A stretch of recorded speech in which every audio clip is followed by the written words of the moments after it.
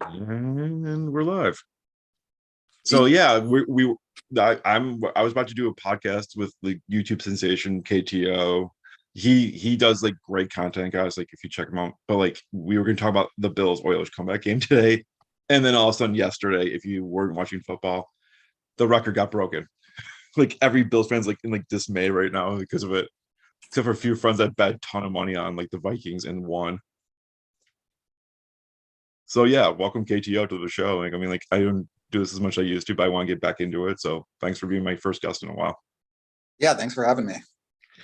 Yeah, so like we're gonna talk about the Bills Oilers comeback game from 1993 playoffs. So it's like I said, there's so much folklore with the game. It's like craziness. Like I mean, I think it's more crazy than yesterday's game for like a whole host of reasons, and we're gonna talk about like a lot of them today. Like Yeah.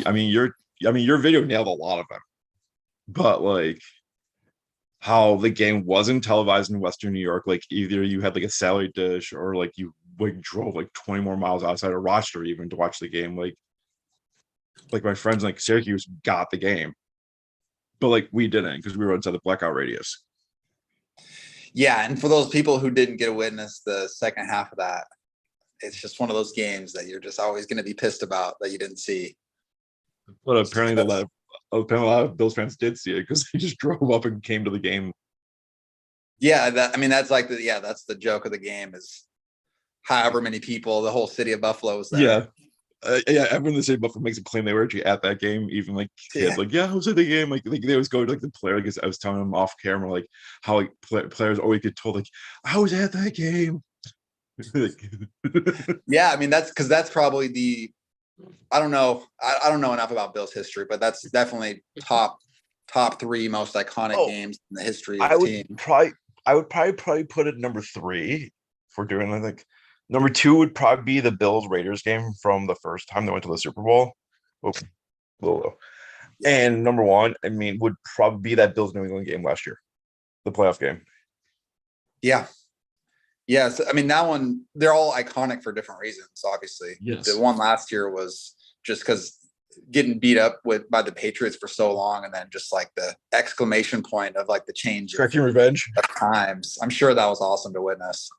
Oh, that was so awesome seeing. I was like 6 rows like from the my season tickets are 6 rows from the corner end zone by the tunnel. So it's like holy cow! Like we're seeing this all live in person, and they're not stopping. Yeah, it's a good time to be a Bills fan. Yeah, I've been there plenty of times when it's been a bad time to be a Bills fan. Yeah. Like, I mean, I've had season tickets on and off since like 2002. Yeah. So yeah, I might be the reason for the drought. Yeah, I mean, well, I'm sure a lot of people say that. Yeah. Oh, yeah, we all do. But it's like we survived this. We can handle this again. Yeah, I mean, I think it'd be cool to see Bills Vikings. Yeah, I don't think it's going to happen, but that would be the two supposedly cursed franchises. Yes. Both 0-4 in the Super Bowl. Yeah. No, it'll end in though it somehow ended in a tie, so neither gets claimed. No Super Bowl champion. Yeah, we're just gonna move on. Yeah. So like last night was crazy. Like we talked about a little off. It was crystal clear to like the last drive for Josh Allen. Yeah, and then you could see the snow, like it was like sideways. Yeah, that stadium's really weird with wind. Like that wind game last year with Bills Patriots on Monday Night Football, like it was brutal outside the stadium, but when you got in, it was 100 times worse. Yeah, like goalposts were moving. Like it's a windstorm. Like I mean, it's in the middle of a ravine. If you didn't know that, like they buried the stadium 50 feet in the ground. So like that's why the wind's so intense.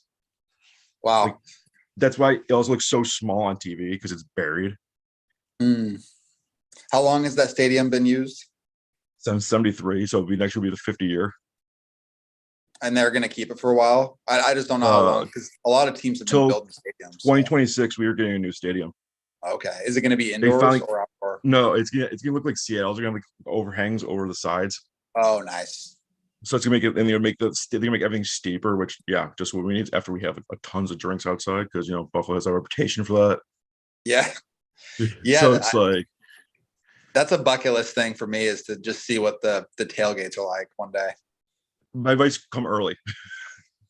Yeah. Like, yeah. I mean, like I don't even know what to expect. I honestly haven't been to an NFL tailgate. So if you want to come, let me know. All right. I will. I'll, If it ever happens, I'll let you know. we'll Buffalo will hook you up. Sweet. Like Yeah, we that'd be always dope. like one game, like there's Lee Evans, former receiver for the Bills, comes back for one game a year. And his dad, I asked his dad, I'm like, when do you start tailgating? He's like, it's a Sunday game, right? Yeah, Saturday. Yeah. God. Yeah, his Yeah. I mom mean, one time made 500 Jello shots. geez. Yeah, and she goes, "Oh, honey, you're big. Here's 5." I'm like, "Oh my god, I'm gonna die." That's hardcore. I Yeah, wonder if there's like a ranking list of like the most crazy tailgates in the NFL. dude, probably Buffalo 1, Philly 2, well, then Oakland 3, if I had to guess. Because I mean, there are also stadiums with they have jails on site with a judge during games. Yeah, yeah, definitely Oakland. I don't know about now though when they're in Vegas. I don't know what Yeah, kind of tailgates they'd I, have now. but definitely the joke right now is if it's a Philly Buffalo Super Bowl, the northeast east infrastructure might burn all down. I mean, they were greasing all the poles in the city of Philly when they won. So Yeah, yeah, I'm sure that would just add to it. I can't imagine what it'd be like if Buffalo actually won a Super Bowl. It'd probably be like the Cubs on steroids, if I had to guess. Yeah. Yeah. My Yeah. boss, my boss has already said they're like, yeah, we're not having work on Monday if they win the Super Bowl. We're just gonna close down for like a couple of days. Yeah, I'm sure that's probably just like the thing the whole city does almost. Most Yeah, businesses would do that. It'd be so crazy. That the party afterwards or whatever, the parade yeah. would be That's what I'm saying. The amazing. parade would be like we had so they had something like was it like I think 100 some thousand when they lost the first Super Bowl. So I can Wow. imagine. Yeah. Yeah, I can't imagine if they won. Yeah, that's definitely one of the most cursed NFL stories out there is Oh, the absolutely. 4 Super Bowls. Yeah, It's tough. I was 8, 9, 10, and 11 for those Super Bowls. I remember them really well. Yeah, and that's like the prime time for like when you're really starting to understand the game and Yeah, learning all the history and everything. So yeah. I mean, I like when I was because that makes me almost 40, and I was like, why was I a Bills fan? I mean, like when I was born, they were absolutely awful. yeah. And then I mean, my first play I remember was Dime Beebe's when he got flipped over by I forgot who on the Browns and nearly broke his collarbone. Wow. Yeah, that's how back I go. Like for memories, but yeah, it's like again, why am I a Bills fan? They always lose at the worst possible time. Yeah, I mean, I'm sure I mean, you grew up there, right? So Yes, that helps, but still. yeah, I mean, the thing is the best part about the Bills is like how diehard the fans are. So Oh that's what yeah, like makes it and great. Like, I mean, you could look at like a team like the Chargers and you could be like, they're cursed and they don't have great fans. Like they have some good fans, but like they don't have the same type of loyalty as the Bills do. So yeah, I mean it's just like and they do so much in the community, like they don't get credit for it. yeah. Like donating to Dalton's charity after Dalton gets that touchdown pass. Yeah, that's cool. Like $400,000 to the Andy Dalton Foundation. Who does that? Yeah. But we donated to Lamar's Boys and Girls Club after we knocked him out of the playoff game. What was there was oh yeah, you just said the Andy Dalton one. Yeah. Yeah. That was one I just thought of again. But Yeah. yeah, Tyler that's Boyd cool. got like 100,000 too. Yeah, it's like we just give like I mean, we've had our chart. I mean, we missed our big super fan. His name was Pancho Bila. It was stage name was Pancho Bila. Ezra Castro, like the nicest guy in the world, hands down. Like he passed away from like pancreatic cancer like 4 years ago, like right when Josh was coming out. Like he announced a draft. He announced the Harrison Phillips draft pick at that NFL draft. They didn't tell him. Wow. And like yeah, like Andre Reed and Fred Jackson brought him on stage to announce the pick. They didn't tell him. Wow. It's crazy. Yeah, you could hear him crying and all that. Like he met like all these players and like they're all these like forever linked, which is great. And just the community of Buffalo really. I mean, I know I might sound biased, but it's really not. It's like people will just see him and like fans were digging players out last three for the before the Browns game. Yeah, like going to neighbor's house and like, oh, it's Josh Allen's house. Hey, well, I got a backhoe. Hold on. yeah. I mean, that's awesome. I mean, yeah, when you live in a place like that, especially with the winter weather the way it is, you definitely have to come together and make things happen like that. So that is great. Yeah, so like the community is like it's the Bills and the community are like so like intertwined. Yeah, it's cool. I wish more teams were like that. I mean, I'm sure that the Browns have a pretty good connection with small their markets like Green Bay. I'd say Cleveland does too. I mean, yeah, a especially lot of after those smaller Northeast teams, I think. Especially as if they're 96, I definitely think they got like more involved in the community and whatnot after they moved. Yeah, and the thing is, the Browns have never been good. Like they've never even been to a Super Bowl. So they definitely haven't. Yeah. Yeah, I know. I mean, my sister's like whole family, my half sister's whole family are diehard Browns fans. They've had on-off season tickets since like the 50s. They'll make a 5-hour drive every day. Yeah, and it's like God. And they're like, oh, it's this year, Like, yeah, you sound like the Bills fans, man. Yeah, there's a few of us franchises that are like that. Obviously, the Vikings, the Bears. I mean, the Bears have at least it's been tough since 1985. The Cardinals. Yeah, they've only had like 11 winning seasons in 100 years. That's a tough market. They've been close. What's up? Yeah, no matter where they've been, Chicago, St. Louis. Yeah, they moved around quite a bit. They were in Phoenix, and now they got renamed to Arizona. I don't think they really changed, but they just moved inside, which is probably for the best because I can't imagine playing games at Sun Devil Stadium like in like August. Yeah, I've actually been to that stadium in Glendale, and it was awesome. I saw the Fiesta there. So awesome. Yeah, it was dope. Yeah, like I said, we got to get you to a Bills game. You'll swear it's a college atmosphere. That's the best way to describe it. Yeah, I've had a hard time at NFL games. I've been to in recent years. I've been to Denver Stadium. I've been to the Niners. What else? I've been to Cleveland. I like Cleveland a lot. You do too. Like I like their stadium. Like I think that we talked about air. Like I love their location. I don't want them to get a new stadium. They may need it, but I don't think they do. But it's like the location is so optimal. Like they literally built the location for them. I liked being in that part of the city too, because like there was just the way it was laid out, it was cool. Yeah, and you got the Cavs right there, the Indians. The Guardians right there. I'll call them the Indians. I'll call them the Spiders. It's just the that's just team. I still say the Redskins. Yeah, especially because I make so many videos where they are the Redskins, so I'm saying that they are in the video. So that's just how it is. When I would view in a weekly podcast, I used to have a sheet. I mean, say like Las Vegas Raiders and have like underlying like Los Angeles Chargers, Los Angeles Rams, Washington like Commanders, Washington football team, like an underline like don't say that. yeah. There's even commentators will say it. Just it's like because it's so hard. It's so ingrained after many years. So especially like a former player that played against them or played for them, it's like we get it.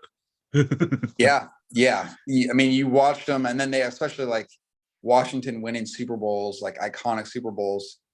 You have to call them the Redskins. And that's what they were when they won. So that's why it's weird being a fan. I mean, I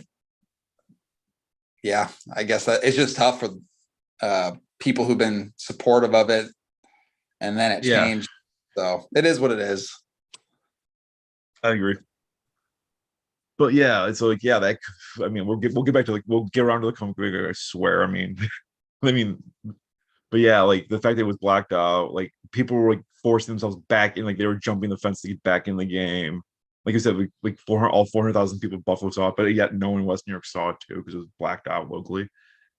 All I remember is they had like a crawl at the bottom, like when I was watching like the NBC affiliate here when they were hosting the game, but they had something else on. I forgot what, but they had to crawl at the bottom. Like Buffalo is down like 35-3, like 13 minutes to go in the third quarter. Yeah. And eventually, they would break in, like, yeah, they just scored a touchdown. It's 35-10. And didn't they play at the end of the regular season right before that too? Yeah, the game right the week before. Yeah. So it's crazy because it's not the exact same, but when the Browns made the playoffs in 2020, they had just played the Steelers, and it was like a really tough, grinded out game. I think they were playing against the backups too. So it was like Big Ben wasn't even playing, and a bunch of their backups were in, and the Browns barely won. And then they were fully loaded in the playoffs, and then the Browns got up 28-0. Yeah, I was like, you had to be through the roof, man. Yeah. Yeah. My friends are Brown friends are like, yeah, like screw you, Pittsburgh, all that stuff. It was just like, yeah, I mean, you guys deserve it. You guys have had like you guys have been like kicked in the face for like over since you came back by Pittsburgh. Yeah. I mean, it's since I've been a fan, they haven't been good outside of that. So yeah, I mean, I don't know where it's going to go now, but it is what it's is. Interesting. Yeah, I was like, I mean, God, I still can't go over the contract, let alone the off-field stuff. Like just the contract alone, it's like you just reset the quarterback market.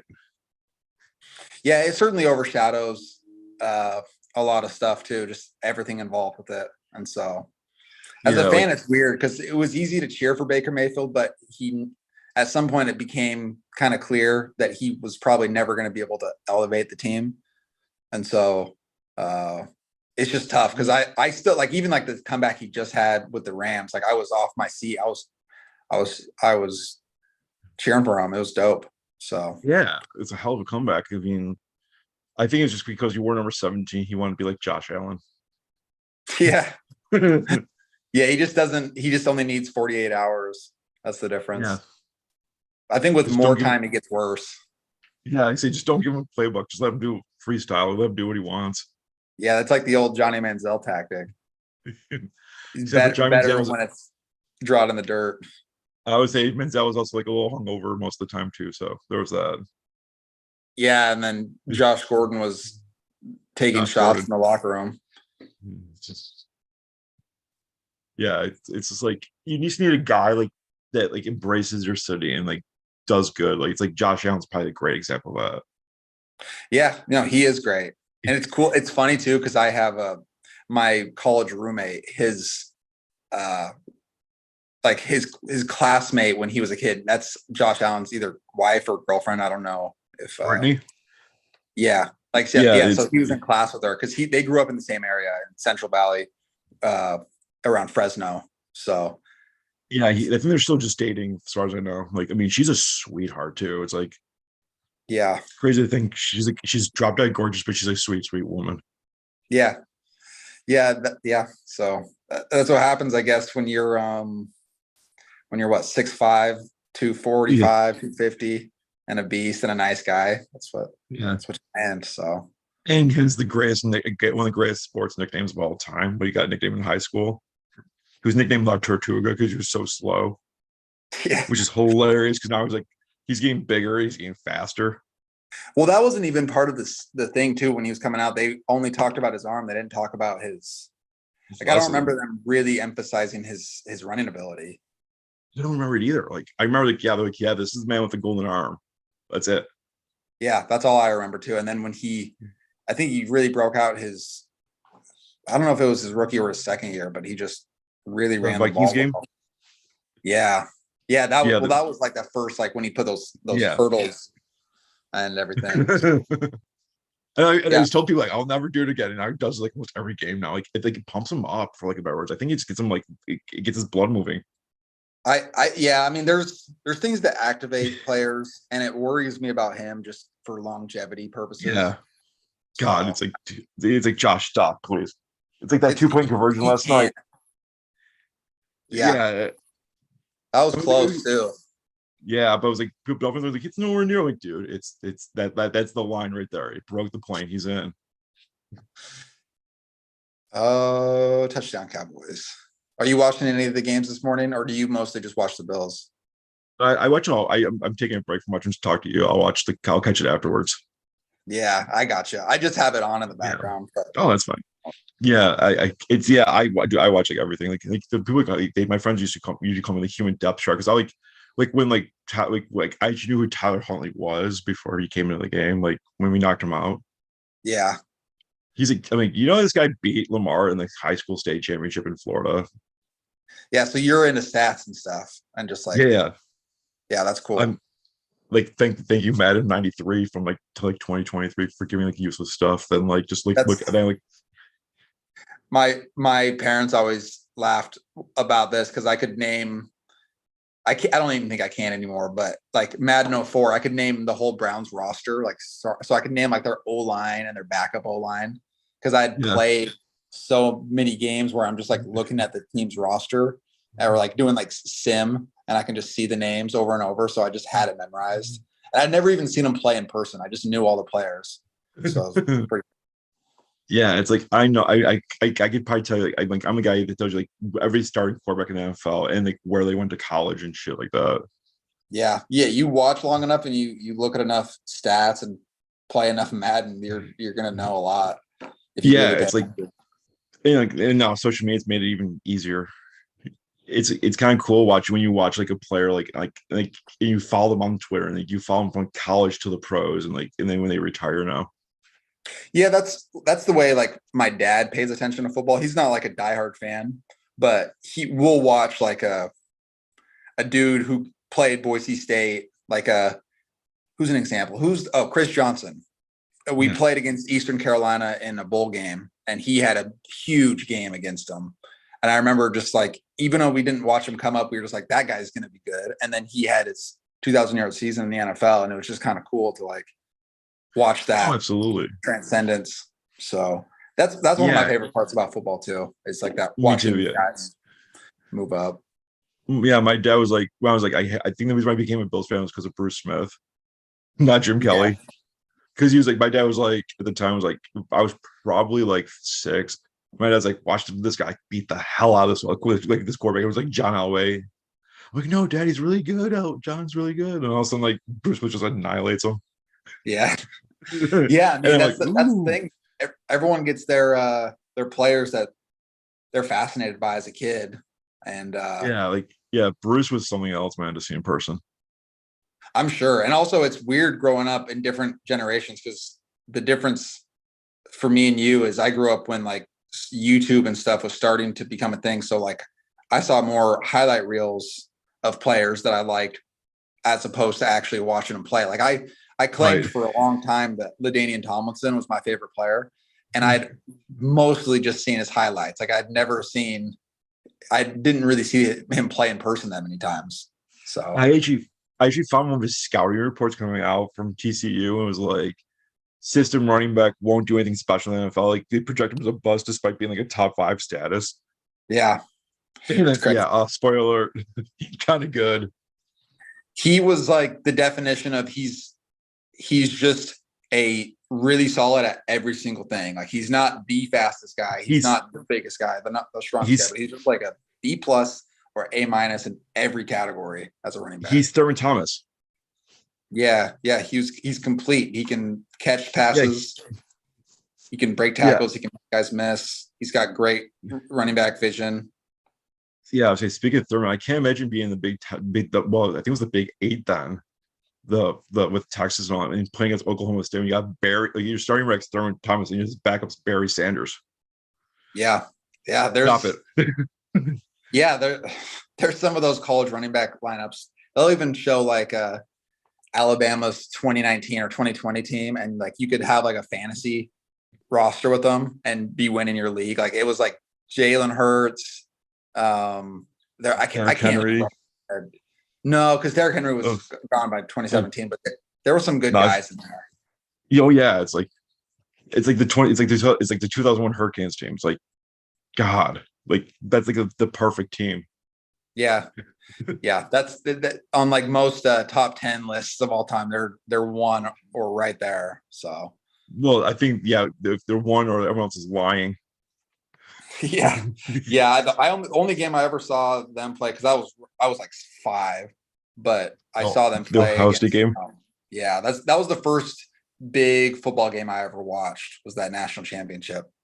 So, yeah, it's crazy. That's 30 years ago. it's getting there. It'll be 30 years in like a couple weeks because it was like 2002, 2003 national championship, right? It'll be 20 years. Oh, 20 years. My bad. Yeah, you're right. 20 years. God, yeah, it's still. Yeah, that team. I loved watching the U part too, and like Samari rolls. Like, yeah, that team was so good. 2001 Hurricanes team. We probably made the wild card in the NFL. Yeah, just casually says it. Yeah, teams like that make you want to watch them play against the worst teams in the NFL and see what happens. Yeah. Oh yeah. Like that. I think they'd have a shot. I wonder. The thing is, I think skill position players would probably be okay. I just wonder about the line. I feel like because that's the whole thing about like SEC teams is skill position. I think like other conferences can hang, but then you get those big dudes in the middle. They just bang and it's like if you're running like 10 yards a carry because your O-line's just crushing, like it doesn't even matter. You don't have to call anything else other than the dive. Yeah, people are like, oh, running's so boring. Like, sorry, what's up? No, I was just saying run plays. Yeah, exactly. If you can get like even 5 yards a carry, sure, I'll take it. Well, my high school, my senior year, we were a state playoff team in my junior year, but then we lost a lot of our interior D linemen. And my senior year, every team, the scouting report by the second game was like, oh, these guys can't stop a run up the middle. And after teams figured that out, we didn't win another game because they didn't even get creative with the calls. They would just, no matter what we did, they could just run over and over up the middle for 5 yards minimum. And if they find that on you, it's over. Like absolutely. Yeah, it was like playing the Colts the year of the Super Bowl. When the year they won the Super Bowl, it was like you could run on them. Then all of a sudden, this playoffs came on. They somehow hardened up and like, yeah, we're stopping the run now. It's like, oh, okay. That's the weird part about the NFL too, because the story of every season is that there's these teams that are so awesome to start the year. The Dolphins are the example of this year, and maybe a couple others but they're so awesome for the first 8 weeks, and you're like, these guys are unbeatable.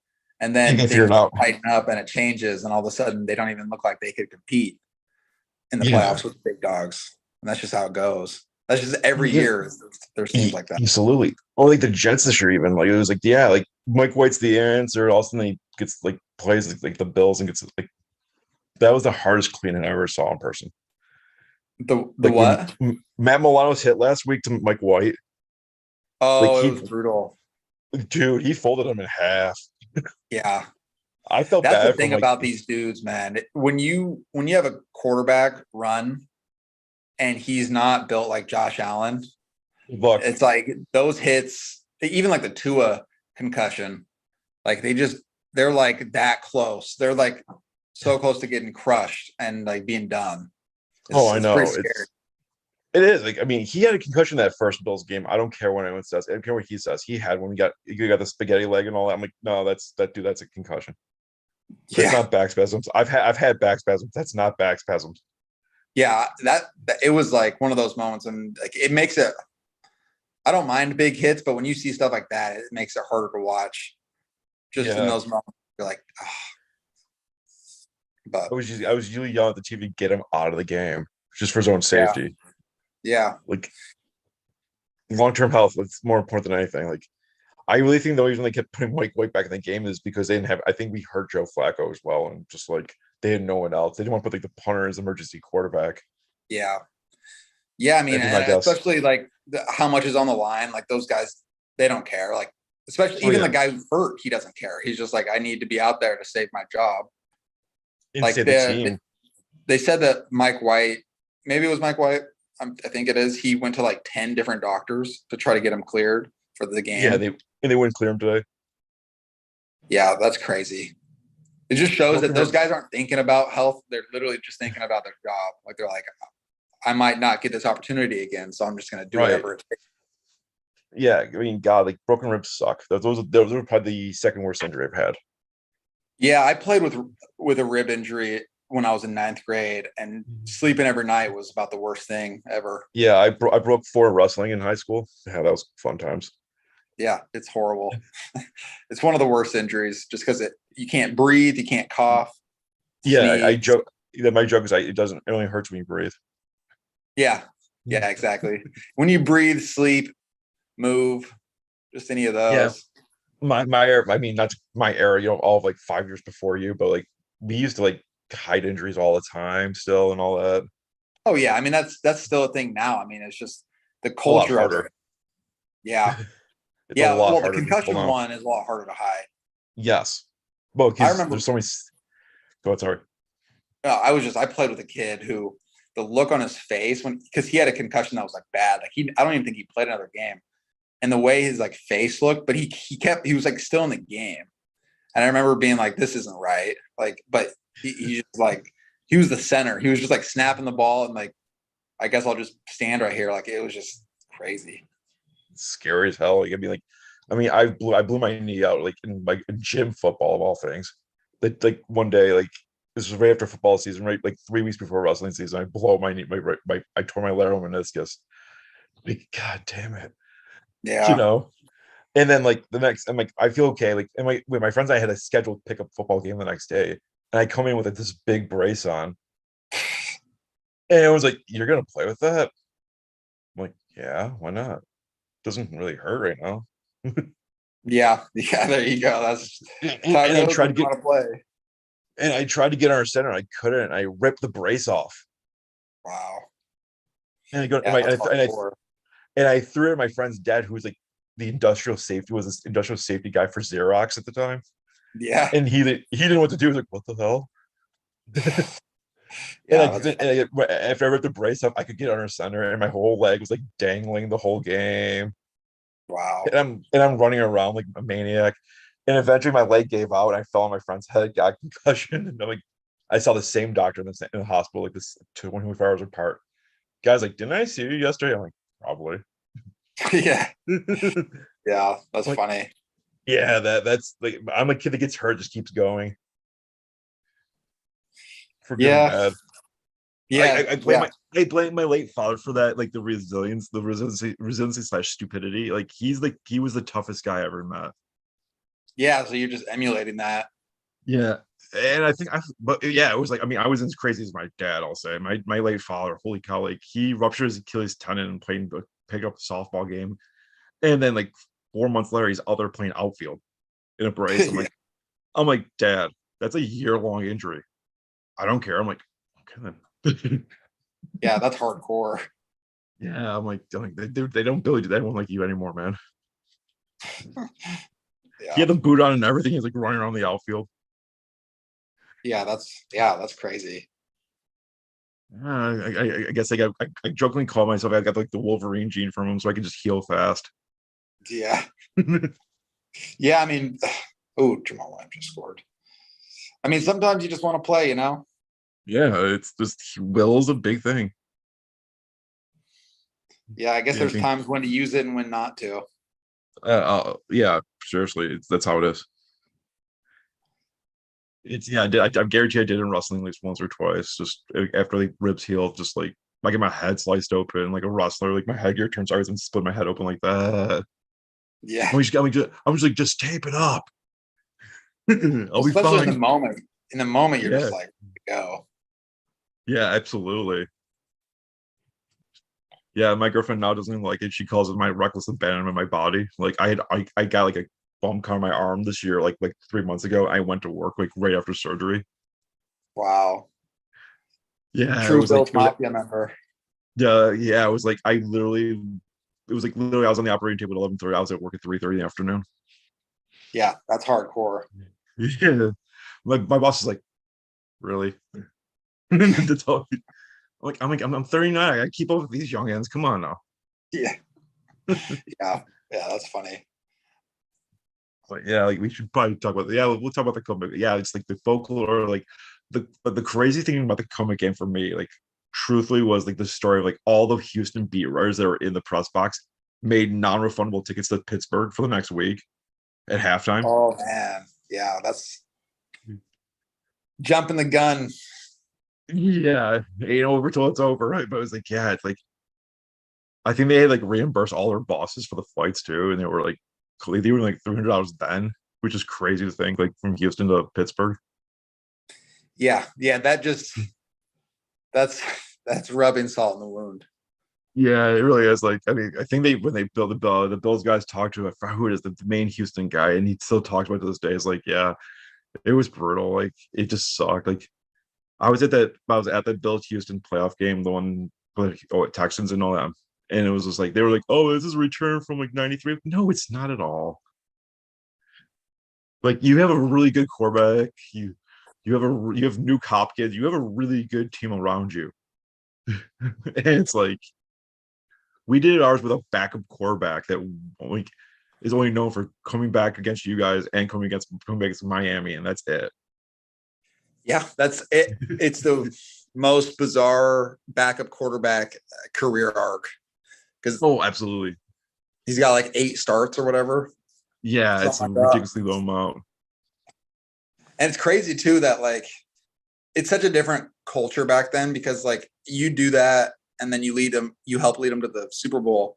He's getting a contract somewhere else today, But he stayed for like the rest of the Super Bowl years, the next 2 Super Bowl years. Then he got drafted by the Carolina Panthers in the expansion draft. I remember that. Yeah, I'll have to look up his. Yeah, he played for the Jets. Go Frank Reich. And of course, he gets fired from the Colts, and then now he gave up the biggest Super Bowl, like biggest comeback in history. Yeah, that is crazy. It would have made it perfect if he was still the coach. Oh God, that would have been like unreal. Like I think Bills fans would have lost though. Yeah, they probably would have lost, but they probably wouldn't have had that big of a lead. Yeah, probably not. Yeah, part of me thinks that the lack of like coaching with Jeff Saturday, like the lack of experience in that moment, not really knowing how to weather the storm, played a part.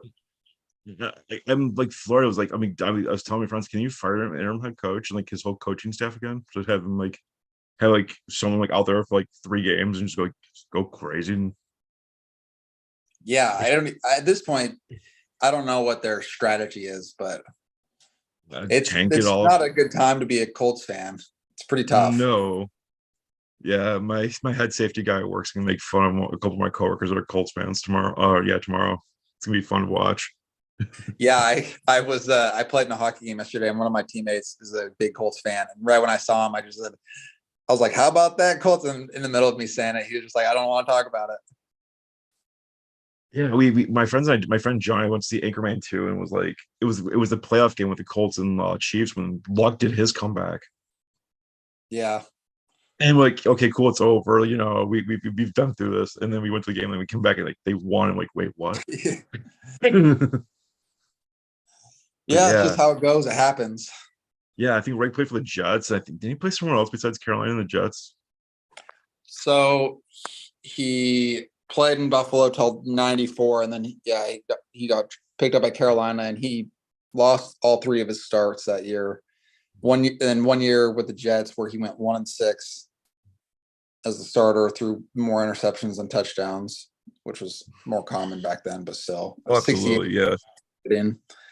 And then he was only there for a year, and then he was in Detroit as the backup. He started 2 games in '98, his final year, and they went 0-2. So as a starter, after that comeback, he went 1-11 or 1-12. That's insane. Yeah, so that's the golden game right there. He used all his magic on one game. And think he was like a 3rd-round draft pick too for the Bills too. Yeah.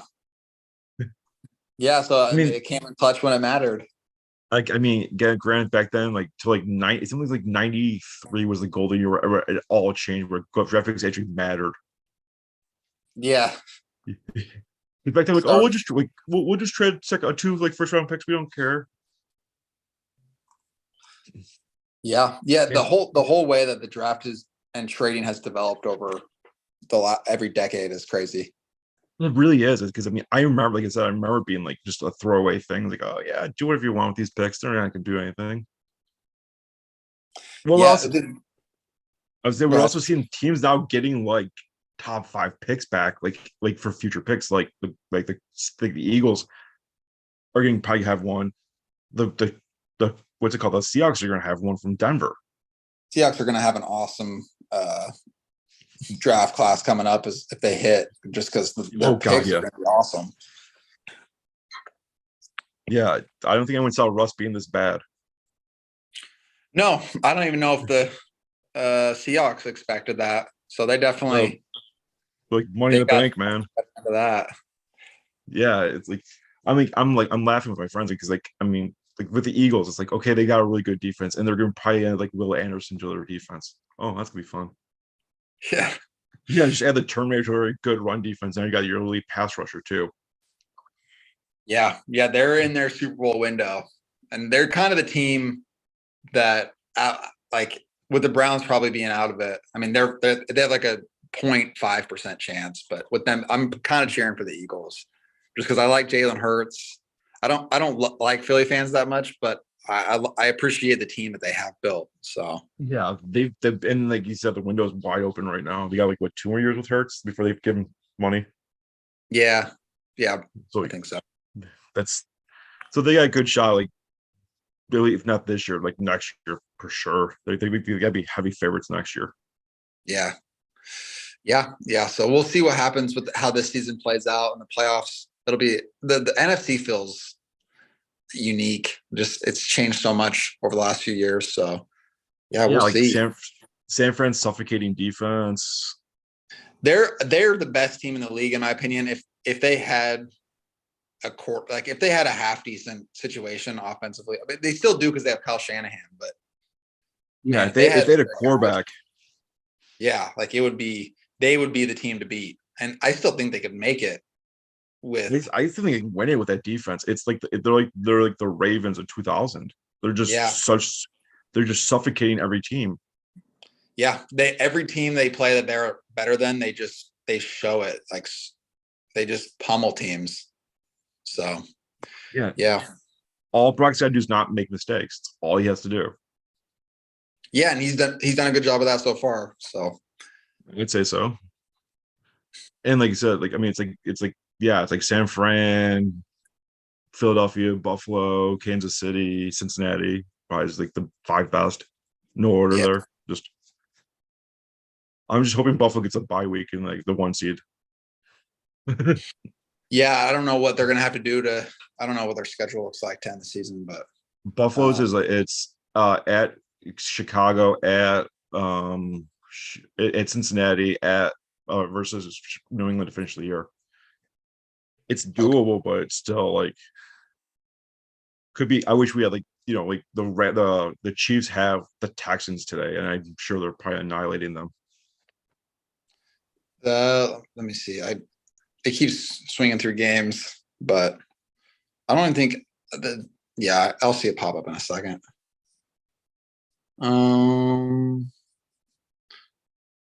Whatever. It's just scrolling through games right now, but Texans are winning 14-7. I just pulled it up. Okay. I'm gonna have to go in a minute. Just FYI. If you want to go now, it's cool. Like I mean, I'm just thank you for coming on for a little bit, shooting the shit with me. Yeah, of course. Yeah, I appreciate it.